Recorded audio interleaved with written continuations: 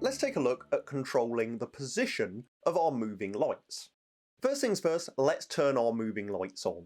So I can go and do that by simply pushing up their faders. If you wish, you can go and turn on all of the lights you wish to in turn, or you can use groups to turn on all of the lights at once. I'm going to go to my groups window, and I'm going to go and double click on the group of lights that I need. Double clicking on one of these groups will select it and turn those lights on to full. Now I've done that, I'm going to go to position. In my position window, I have the option to automatically create a position palette.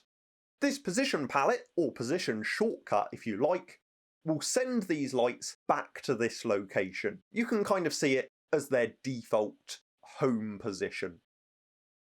On my encoder wheels, I can access my pan and tilt controls. So I could go and tilt these fixtures out, and I could then go and pan those round to move them around my stage. I've currently got all of these fixtures selected at once, and so they're moving all together as a group.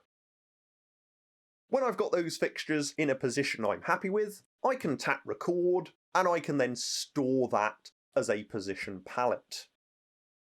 I could then go and name that palette if I wish to. On the 24 fader version, you've got a maximum of 48 position palettes that you can program, and that doubles to 96 on the 48 fader version. As well as just controlling these fixtures as a group, we can also fan our positions. Fanning means that we've got a group of lights selected, we're controlling them all at once, but the console is automatically giving them different position information.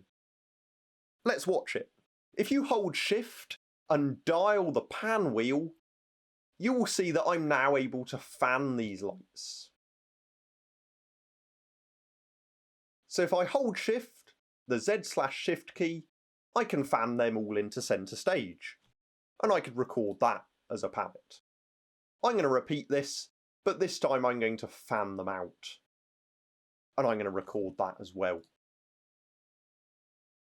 I've now got a series of palettes that I can jump between. If I wish to, I can apply a fade time to jumping between these palettes. To do that, tap your Z/Shift key and tap the middle button of your fourth wheel. This will enable something called programmer time, which allows us to apply a fade time to the movement of our palette transitions. This also applies to our colour palettes that we looked at in the last session.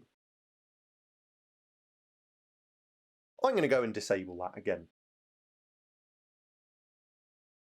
And go back to position. So as well as our palettes, our encoders, and also our fan options, we also have a pan and tilt grid.